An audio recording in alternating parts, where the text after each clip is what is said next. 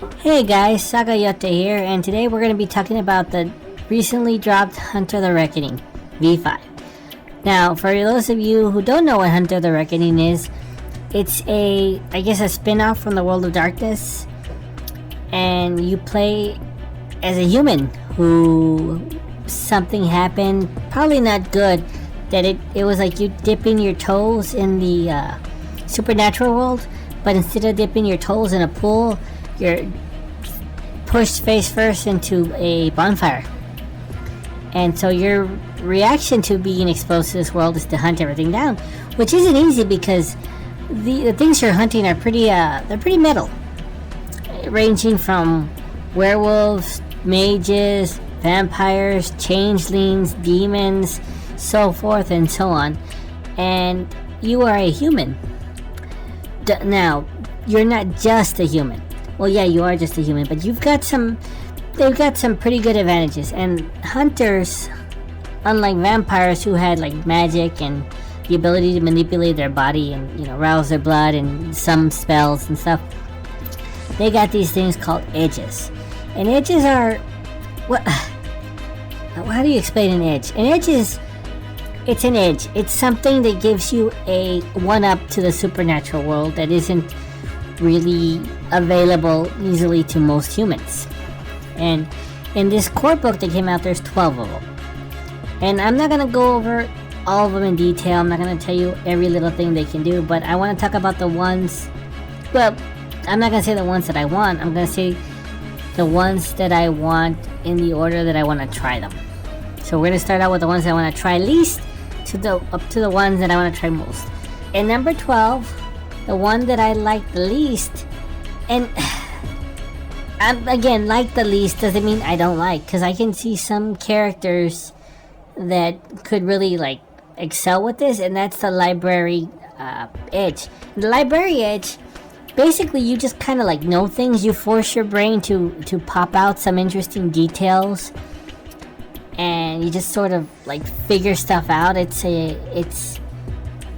really weird. It's kind of like psychic in a way, but it's based on your intellect. Like, I guess you're panicking and your brain gets squeezed until like it drops some drips of juicy knowledge. And it's not a bad, like, none of the edges are bad. They all look like they can have some pretty cool uses to them. It's just the library, it's just, you just sort of get the information. But what's neat is like you can have a real bookish character who reads and reads, and all of a sudden he's able to like pull information out of thin air, which I think is really cool. And then number 11 is the Arsenal Edge. And what the Arsenal Edge is you get an arsenal. Now, I know that's kind of like, well, if you're going to be hunting evil things, you might as well, you should have guns, but not everybody's going to have access to guns. But I kind of see this as an edge you have to have. And again, it's just cool to have a firearm. It's cool to have, special rounds that do extra damage. The best thing about the edge, though, that I like is that you can get weapons that can't be traced back to you, so it kind of has this whole underworld feel to it that I find really, really neat. And so number 10 is Global Access. Now, Global Access, it's kind of like the library, but you have to navigate through it. You just don't get access to things. You got to know where you're looking and where you're looking. And it still is getting information, but whereas the library kind of just like, you just hone in on the right thing, the Global Access is a little bit more a wider net. But what's cool is it allows you to manipulate the information. Like it's not like, yeah, if you have the edge, you can basically kind of like hack into everywhere so long as it's not isolated. Which again, that's like the computer otaku, people behind the scenes sort of deal. But you can alter the information, which I think sounds really interesting. Like, say you're after a monster. Now, you don't want to tell everyone, hey, this is a monster, but instead you create like a warrant for them and just sort of like seek the law enforcement on them, humans on them. And another one it's pretty interesting is you get to move money around. Like, yeah, it even says don't move money into your own pockets, but say you have two criminals or two partners in crime, and you take the money from one, put it in the other, and you just set them up to fight each other. Like, that sounds fun too, but again, it's just, it doesn't seem like role-playing fun. It just seems fun to like think about how you can do it. Repel the Unnatural, it's one of the endowments, which is kind of the closest you ever get to supernatural, and that's basically like something's coming for you and you're like, back off, and it's like, sure, and it backs off, which is kind of insane. But yeah, it's, you basically just push the supernatural way. And I can see this, like all the endowments is kind of like fatherly figures, like pastors who will stand in front of their flock and be like, no, demon, if you want to get to this world, you gotta get past me, stuff like that. It's like the idea of playing a religious person who just kind of like can't harm the things coming at him, but can sort of just like shield you from them. It's kind of cool. Number 8 is Beast Whisperer, and here's the thing, I think Beast Whisperer sounds awesome. The idea of walking around with a dog that's always by your side and you can, you know, give commands and stuff is really, really cool. And it comes with some neat perks, like it cannot be, it's super loyal to you, so it can't be like, I know vampires, they have like animalism that'll like take the thing from you, but the Beast Whisperer doesn't let that. You can gain like access to 2 different kinds of animals that are with you. You can even give them like, one of the perks is you give them a special, like you can give them a difficult task and they're more able to do it. Like you can like get a specific item or find a specific person, stuff like that. What I really like about this one too, as opposed to like the animalism for the vampires, is the animal will hide on its own, and I love that because, you know, I don't want anything to happen to the animal, and I want it to rather, you know, lead me to somewhere and then let me take care of it, which is kind of how I'm with my dogs. Like if something happens, I'm like, okay, you guys get behind me and I'll deal with it. But only this edge, the dog will know to just hide or like to stay back. Whereas my huskies, they'll try to like rush towards the danger, which agitates the hell out of me. And the reason why this isn't getting any higher, even though I do love the idea, is I get emotionally attached to my animals and I don't want anything to happen to them, and it will stress me the hell out, which again, it's a horror game, so that's why it got this high, because it is a horror element. It's just, I'll worry about it too much to actually enjoy it as much as I should. Okay, so number 7 is Thwart the Unnatural, and Thwart the Unnatural is sort of, kind of like a hair's breadth away from Repel the Unnatural, but whereas Thwart the Unnatural was kind of like an invisible wall, whereas Repel the Unnatural was basically like a wall, Thwart the Unnatural is kind of like, I guess it's an immunization against particular abilities, whereas like vampires, they'll have something where they can just take hold of a human's mind or use presence to kind of like say, hey, you know, you and me, we can be friends, you know, increase their charisma or manipulate. Thwart lets people resist that, whereas normal people can't really resist that. So it's kind of like, again, if you want to make somebody who's just, as far as role-playing goes, somebody who's angry and who's got revenge and who can't be controlled, like this is what Thwart the Unnatural would be.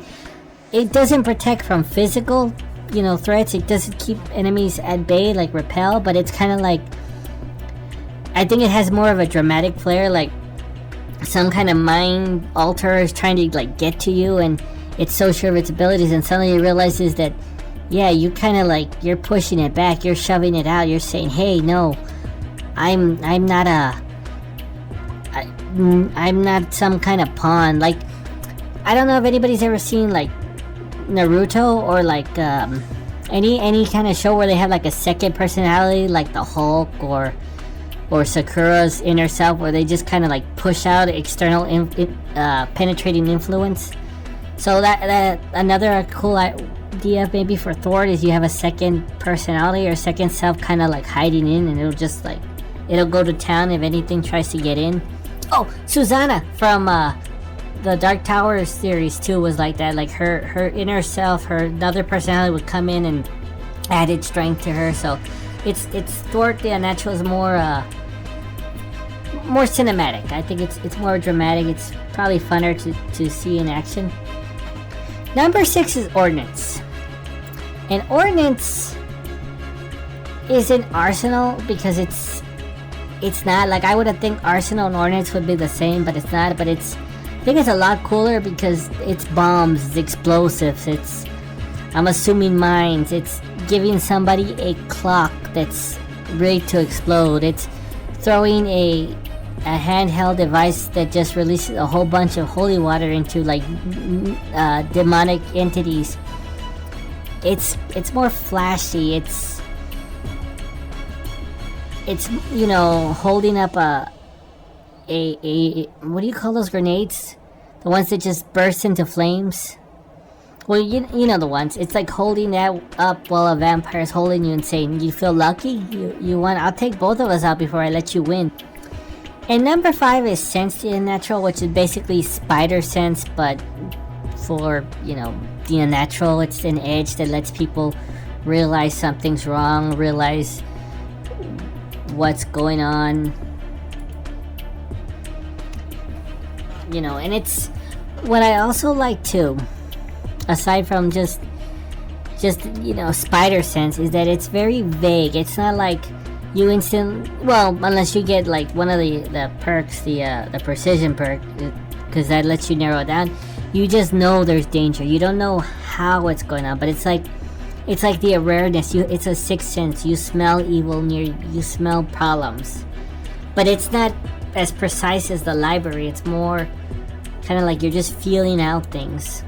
And again, like character-wise, it's a psychic maybe who always claimed to be psychic, but nobody believed her. It's the street thug who he always had a way of knowing when something's wrong. It's the child who's freaked out by the doll, but you don't know why. They just know that there's something wrong with the doll. It's the man realizing that somebody's watching him from the crowd. It has this very dramatic feel to it. It's got like a thick air. It's not very good right now kind of feel, and I like that. I find it very. Again, it's a cinematic thing. It makes you harder to get. And it's probably the weakest too of the endowments, but I kind of like that too. Like it's just kind of got this you're walking into trouble, but you can sort of feel it type thing. I don't know. I just love the way it sounds. And number 4, which I would argue is the strongest of endowments, is artifacts. Now, artifacts, you focus on something and it increases a skill by 1. It can be like a thumb drive, and that'll increase your technology. And it can be you have you're wearing a glove that you focus on and it increases your brawl. You have a necktie and that makes you feel better with persuasion or finance. It's just like having a symbolic item that you can create a story around and then excel with it. It seems so cool to me. I mean, and it is kind of broken too, because one of the perks you can get is you can like supercharge it, and instead of 1 you get like 4 points. So like in a last-ditch effort, somebody's coming at you and you have your sword that you focus on. It's your talisman, your artifact, and you like up it and you swing down, and it's just beautiful. Like it's how do I say this? It's something that is almost limitless, because anything can become an artifact, and anything can have meaning. Basically, any item can have a story put on it, which I think is really cool. Number 3 is fleet, and fleet is you get your vehicles. It's cars. It's souped up vans. I won't say it's a Batmobile, because you can't put weapons on it, which I think is a shame. I hope that in future installments they'll have some kind of system to allow you to put, weapons on your vehicle, but I can understand why it's not. But like, you can soup it up. You can have a van that's armored, that's got surveillance, that's, its performance has been increased and it's untraceable. It's, like, you can have these, I don't know, it just piles up. I guess vehicles aren't really used too much in Vampire. We had a surveillance car and I think one car chase, but the idea of being able to get a car that they can't be traced to, like, you can get a perk where it can't be traced, if like you have to just leave it there, or like they impound it, they can't lead it back to you. I want to see more car chases. I want to be able to drive up somewhere and just use the surveillance and be armored so they find you. It's like, oh, it's gonna take you a while to get through. Like, it's just a car chase. Like, how often do you have car chase, like climactic car chases in a tabletop game? I want to see a car chase. That's all I ask. Well, I ask for a lot, but that's one of the things I ask for. So, number 2 is improvised gear, and it's exactly what it sounds like. It's the ability to come up with improvised items, weapons, things on the fly, like a periscope, and you just kind of like, you put junk together, you put items together, and there you go. You have whatever weapon or item, or like a potato gun, a souped up potato gun that you can make. And of course, like, I think this is the hardest edge to use, because you really do need to be creative, and you do have to recognize what kind of items are within your range that you can get your hands on. But that's kind of like what makes it the most interesting, because you have to be real creative and think about what to get your hands on. Plus, it's crafting, and crafting is one of those skills that you never use too much in Vampire, and that we haven't used in Vampire the Reckoning. So just skills, it's like the make or break nature of this edge. I really love. I don't know if I would ever give it to a character, because it's one of those ones that I guess it's up to the GM, like how much junk they let you have lying around or find lying around. But it's an all or nothing type edge. It's like a fly by the seat of your pants type deal. You're playing like you're a streamer just learning a game on the go and talking about it just mid. Like, it's the most pure form of improv I can think of for a tabletop, which I really love. But the number 1 item, and this is probably just because I love my character, and the character I'm coming up with, he fits so well with this, is the drone jockey. And the drone jockey is, you get a drone. That doesn't sound, that could be cool, kind of interesting, but you get to decide its skills. Every drone gets 2 skills. You can get an additional skill. You can get armaments. You can give it the ability to lift far heavier things than it should, which is good too. Like, you can transport materials. But what I really like, and what made me kind of like fall in love with this edge, is that you can have multiple drones, and you can program them. Those are 2 different perks. So if you create like 5 drones that all specialize in like firepower and I guess athletics to like dodge, you can program them to just fly around, follow your main drone, and then if something happens, they can bodyguard it. Now again, the programming, it's like that's kind of like it's easier for simple things like an attack formation. But you can literally have an army of drones, and like as it goes on, and you keep your character alive and you make more and more drones, it kind of becomes a select your own character / leading an army type scenario, and I think that's just neat. So yeah, that was number 1, is the drone jockey. But anyways, this is Sagayote signing out. You guys have a good one.